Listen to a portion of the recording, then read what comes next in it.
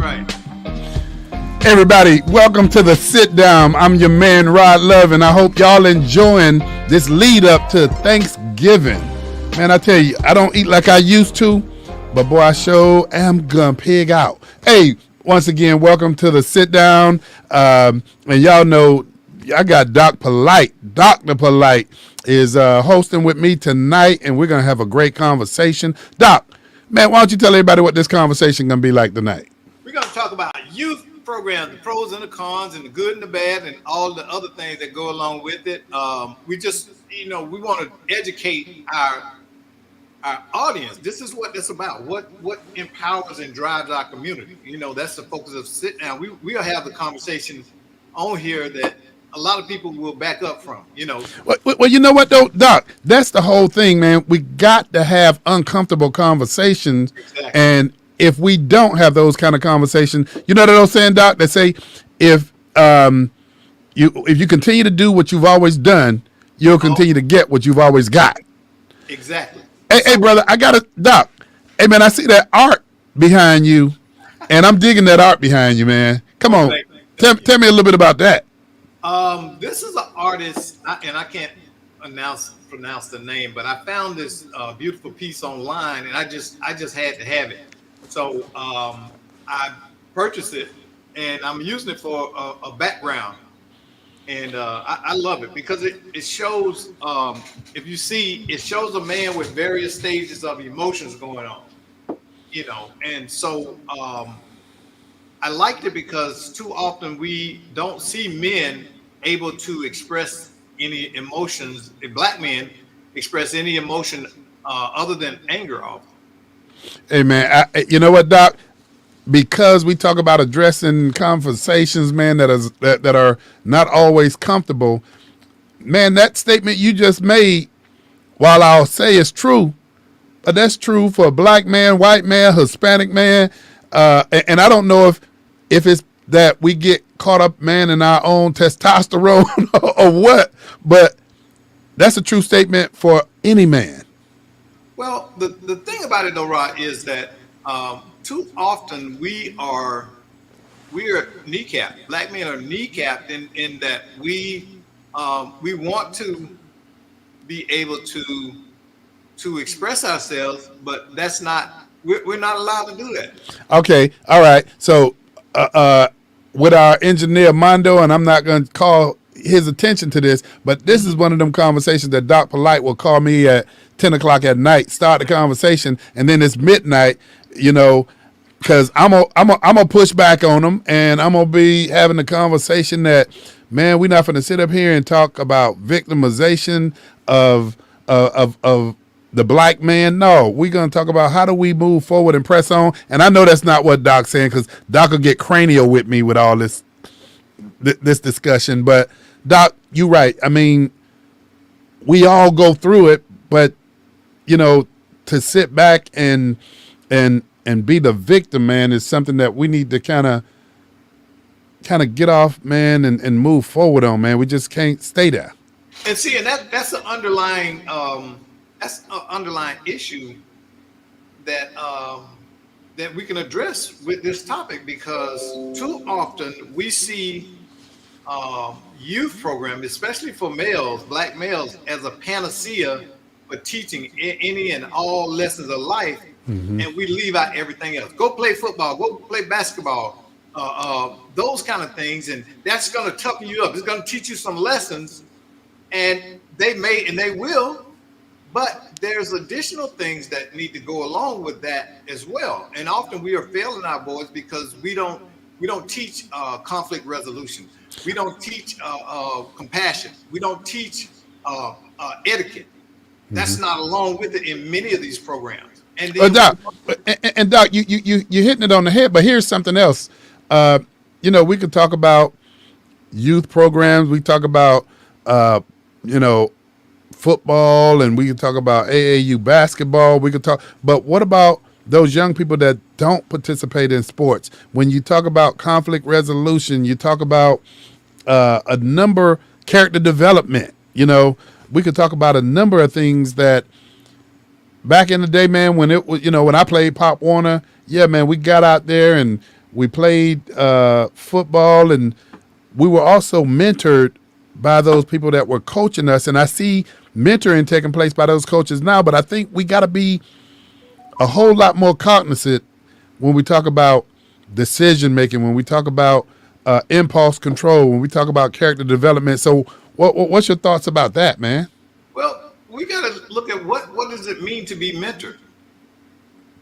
What does mentoring even mean? Because for some people that are mentors, they don't even understand the concept, idea, and the principle behind it. Often there is a modality called modeling when we're dealing in this field, and that encompasses showing as well as telling. Are you able to express the correct responses to different things that you may encounter as a mentor? How do you handle conflict? How do you express admiration or disappointment? If you're a man that cussing and at everything you get angry about, that's modeling. You're teaching those kids, when I get frustrated and angry and I can't express myself eloquently or explain, I use profanity. So we have to understand, oftentimes we see mentors that need mentoring. I can remember, because I played Pop Warner in 7th grade, and we had a coach that this guy would just cuss you out from one end of the field to the other. And that was not helpful.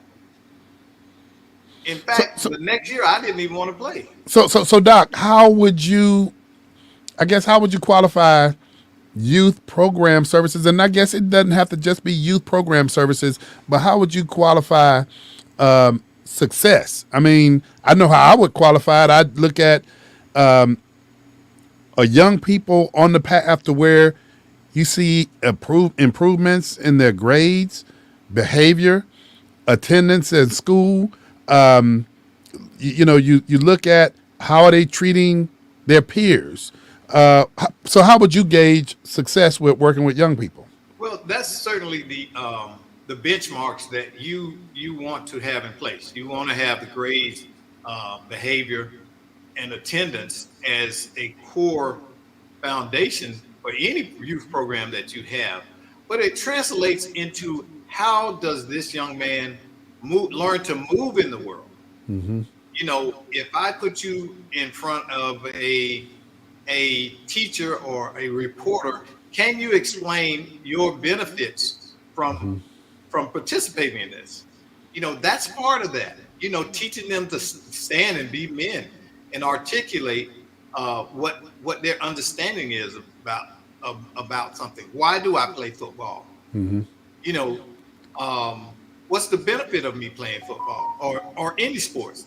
Let's not pick on just football, but my involvement in this program is not because I get to play, but because I'm able to get physically fit.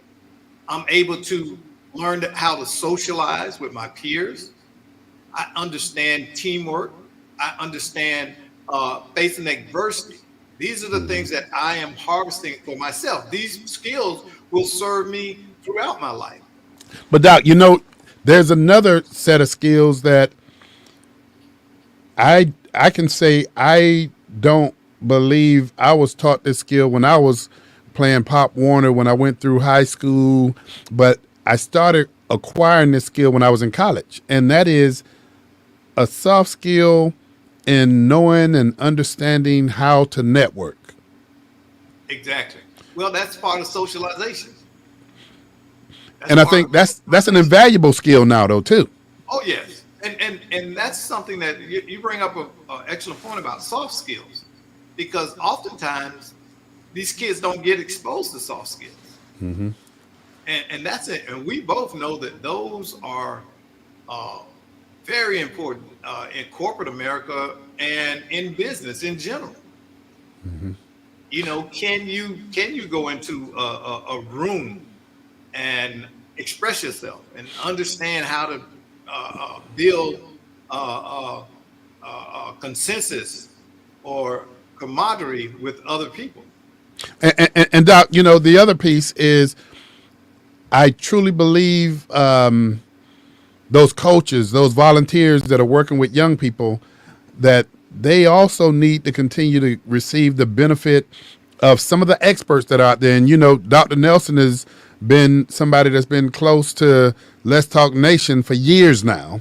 And, you know, he's a renowned expert when it comes down to criminal scientist, community engagement expert with law enforcement and communities. But here's the other thing that I think those coaches and volunteers and even those parents could benefit from is understanding the level of engagement that's taking place, not only with those other children, those other children's parents.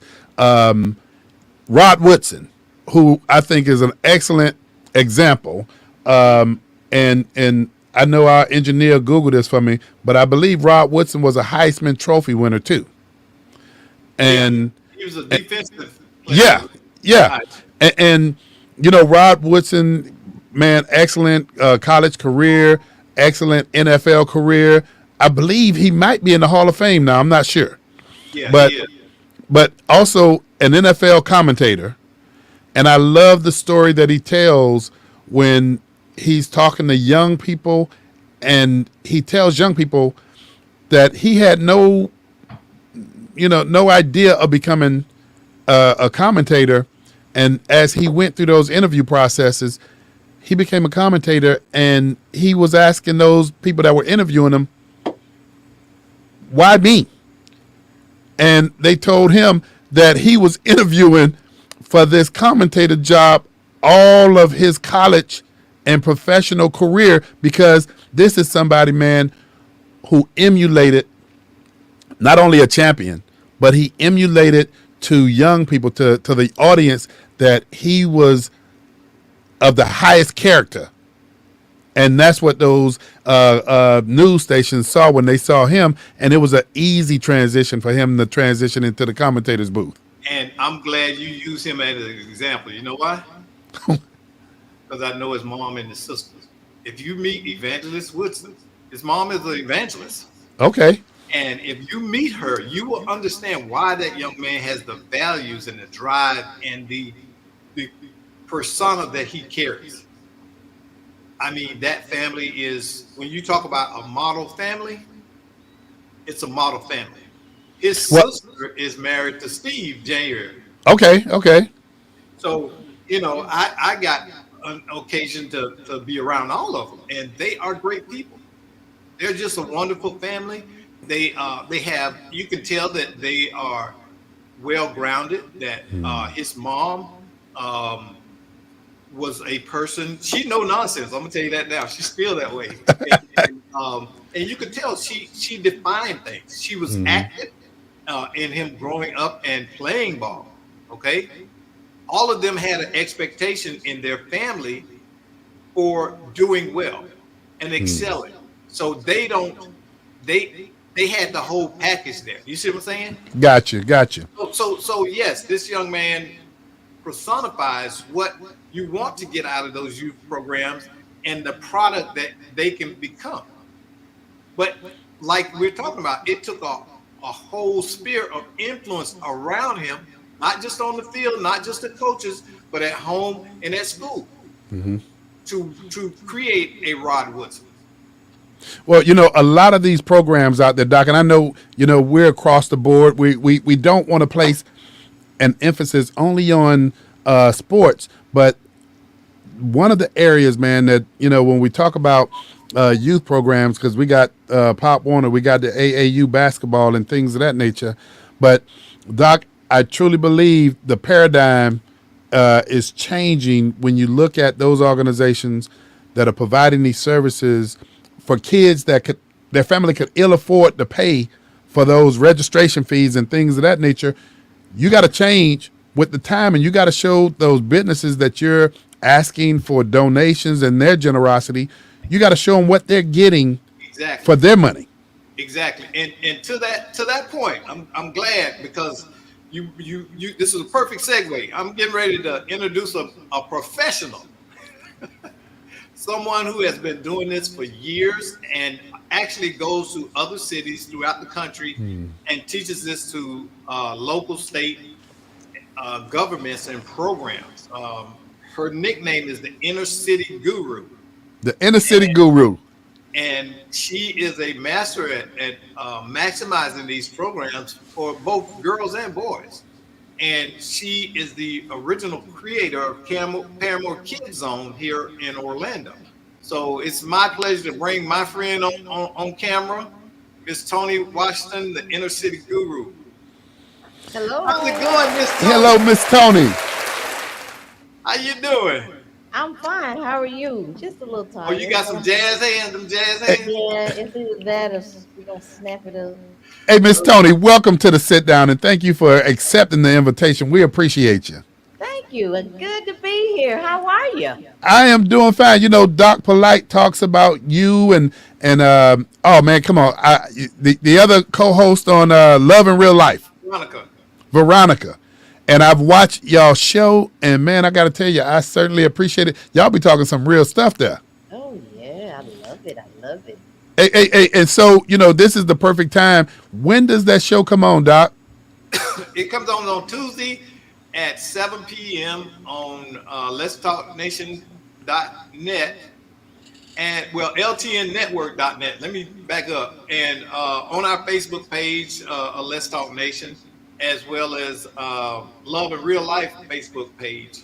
Hey, Uh, I've tuned in before, and I've seen Miss Tony and Miss Veronica. I've seen them get back with you, man. I've they, seen them they push try. back on you. They try. They try. Hey, and I was like loving it too.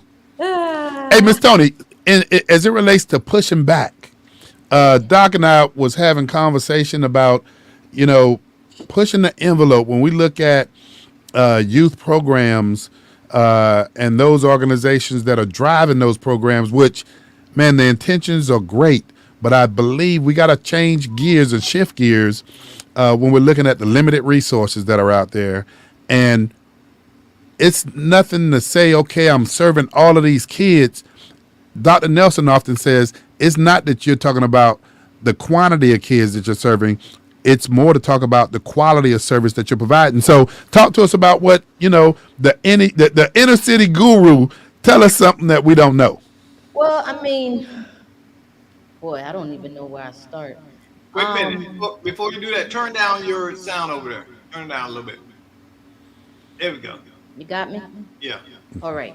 So in my travels and doing this, like Dr. Polite said, I really I've been doing this for about since 1996. Oh, okay. Um, my major project, which catapulted my career with youth and families, was the Paramore Kids Zone and being a major catalyst in the nuts and bolts of that program, and doing the pilot for the programming down in that area. What was the objective of that? The objective was to bring, first of all, create trust within the community, Hmm. because there was such lack of trust, and then to bring multiple streams of resources to those families in need there. Of course, our team went over and beyond, and put everybody's feet to the fire. Hmm.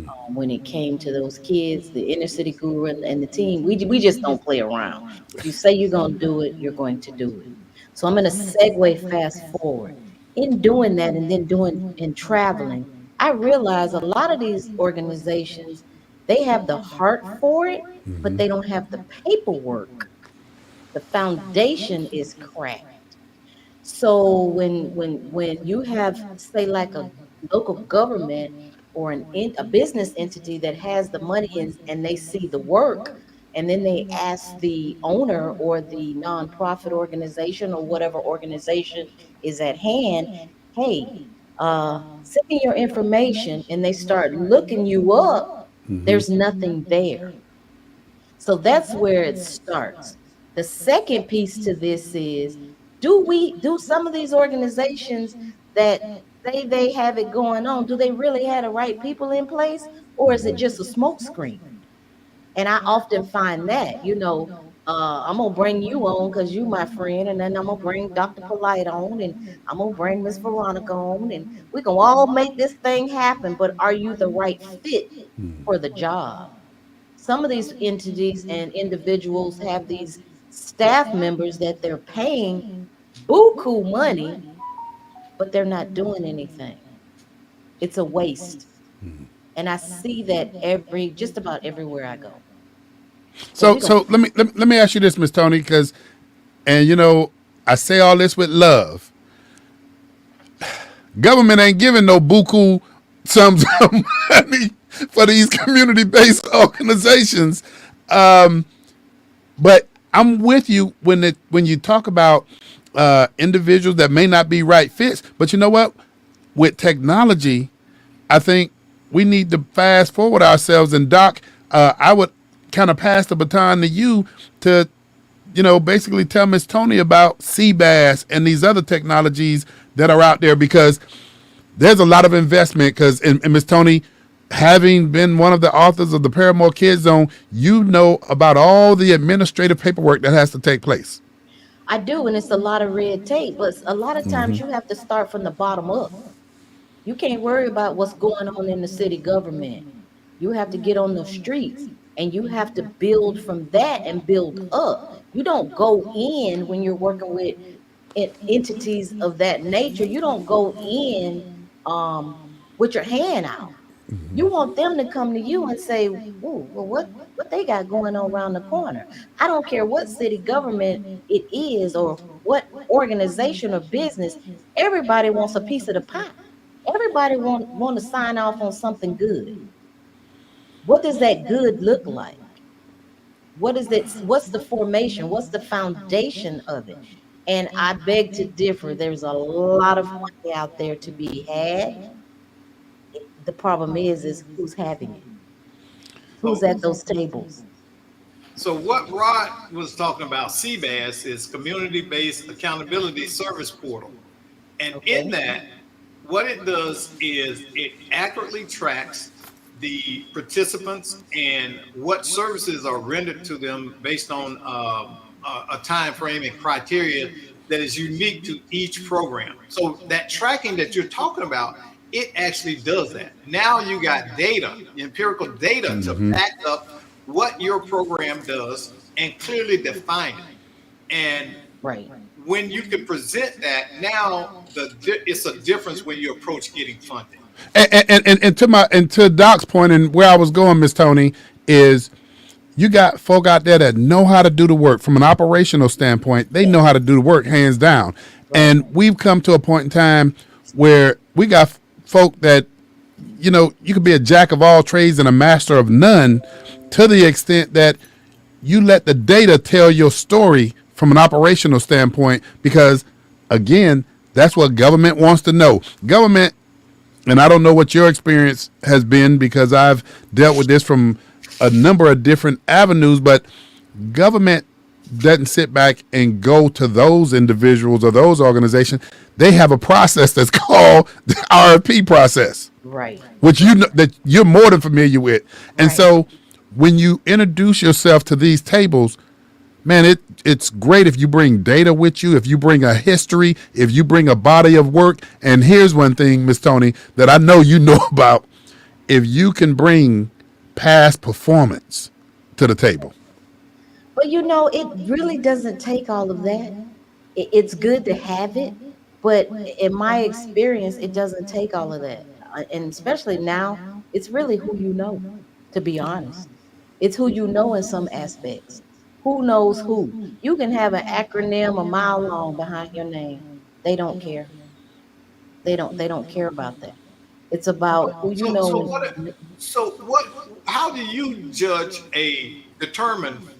Let me back up. How do you determine if a program is effectively working for the client, which is the kids? I go in and assess programs. I can stay with the program for about a year and follow each team member, each crew, each everybody, and I can tell you who needs to stay and who needs to go. Okay. Now, whether they Whether they take my advice or take my, whatever what they paid for, that's Mhm. on them. I am working on a book now, to work on strategically placing individuals in these kind of arenas, because we often just hire off the street. Just because you hired a college student, that don't mean does not mean that college student likes children Yeah. or families or the elderly, or they may not want to be in that arena. They just need a job. And that's But where we're falling measurable, short in these programs. measurable Onto out. the Okay. Let me finish this. Onto the CBAS. That's a tricky one. Did I pronounce it right, CBAS? Yeah. Okay. Because now you're getting into analytics. You're getting into the analytics, the real data. Yeah. Some entities don't want you to see the real data. And That's true. I'm just gonna keep it real, because I've been doing this for some time now. They don't want you to see the real data. They gotta fluff it in some instances so they can keep that paper rolling. You know how they say they gotta get the bag? They don't want to see the real data. They know the data's there, but they don't want anybody coming around trying to tell them But, this is your. but But in the world, hold on one second. In the world we live in, because I'm getting ready to graduate with a marketing major. Um, this is what's needed. You need that real time. You need these programs to be assessed, because like I said before, they're just smoke screens in some instances. Ain't nothing going on behind that wall. Nothing. Miss Tony, I'm glad you mentioned the word real time, because that's what CBAS does in real time. The folk that are out in the community, out in the field, if they're providing senior citizen services, if they're providing, and you're familiar with this, if they're providing violence prevention services, whatever it is, we're getting that data real time. But here's the other part, and I don't know if Doc shared with you. In my other life, you know, I was Deputy Secretary of the State Department of Juvenile Justice, the Assistant Secretary for Prevention Services, the Right. District Administrator for Juvenile Justice, which included Orange, Osceola, Brevard, and Seminole County. The one thing that I learned just going throughout my career, especially when you tie it back to a business case with the legislature, with the organization and the state's mission, is we had to also make a business case for how we were able to go back to the legislature each year to ask for funding to reduce juvenile violence, to reduce gang, to prevention. And you know, the perspective that, and I got to say, Dr. Nelson helped author was the analytics that showed us what communities were referring the most kids for delinquency, for DCF dependency.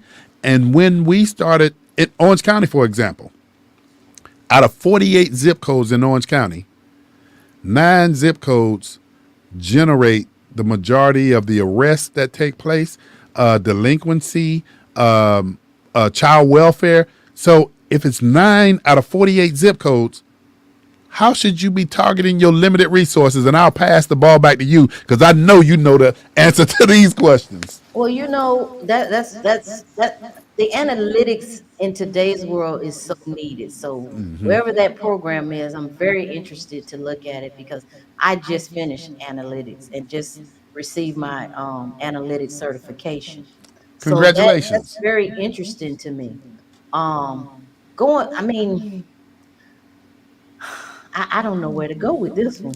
Um, we well, could let go. me ask you a question while you pondering that. Okay. What is, in your idea, what should be the determining factor of a program being deemed successful based on the outcome for the children? Good question. Good question. First of all, we need to begin vetting staff. I I get am that, a but what tells you that a program is helping these kids? When you talk to the kids, what are you I looking I for? look at the statistics. I would look at the inner runnings of the program. How many of those children are graduating? How many Yeah. of those children we got to look at recidivism. If they're in the system, if they have been in the system, they've enrolled in the program, have they stayed out of trouble? I'll give you an example. So I left the Paramore Kids Zone project in 2010 to begin traveling and do my own stuff. And I had a program called Purple. I still have it. It's called Purple, where I had about 75 girls. So in those 75 girls, I had 35 every week, like clockwork.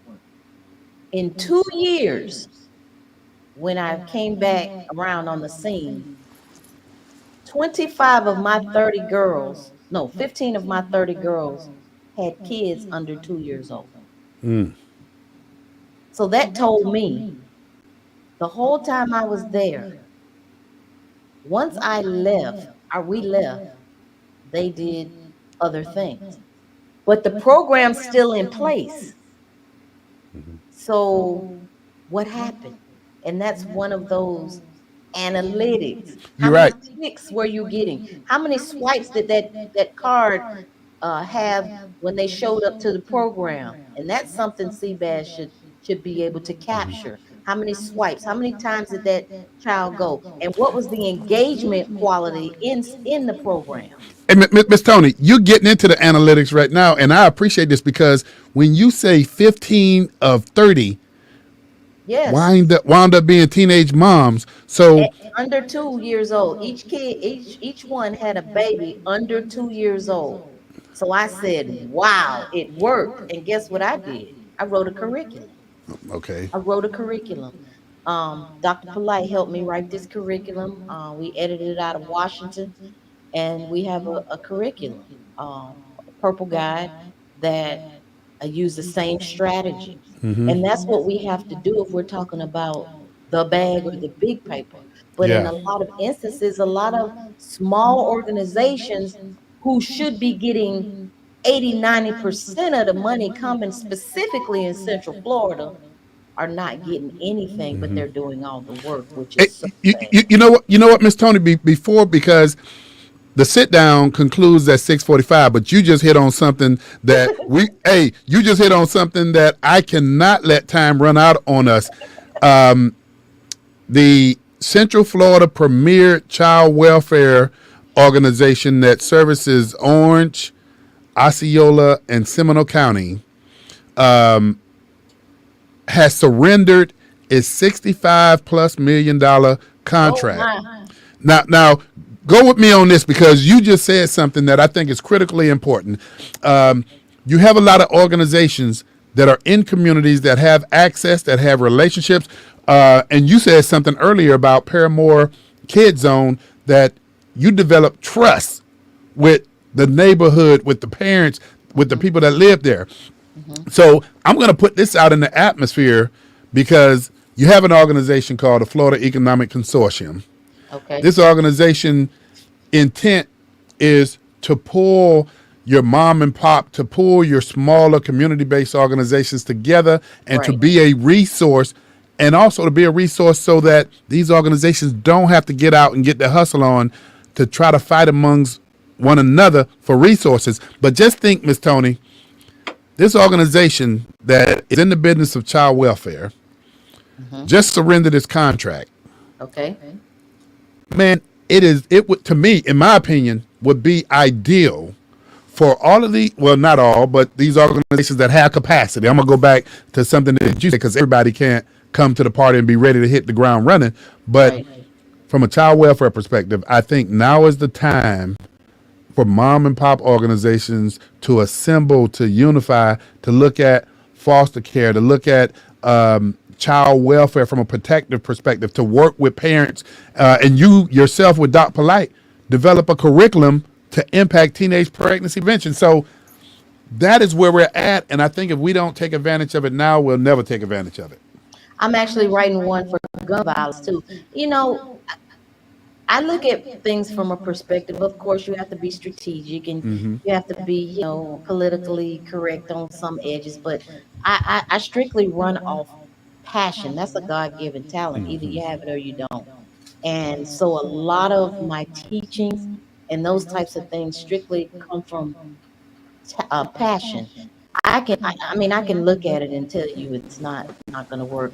Me and Dr. Light talk about a lot of things that happened in my career, and we laugh about it. I told them don't do it, and they did it anyway, and it just didn't work. So I have to give all honor to God on that, and that's why my colleagues and my business professionals, they branded me the inner city guru when I Okay. started doing the traveling, because I'm like the cleaner.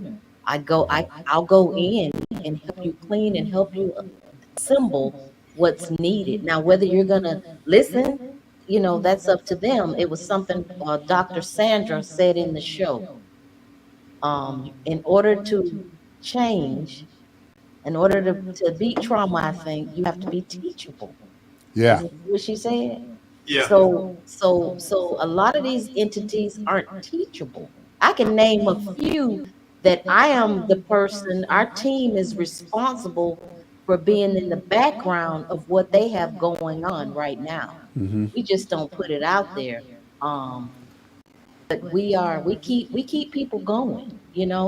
And I'm ready at any point and have my team sit down with anybody on any level, 100 million or $1. If Gotcha. they have the heart of the community and they want to do it right and they want to sit at these tables, because you got to remember when we began at the table with the Paramore Kids Zone, there was 100 people sitting around the table, I believe.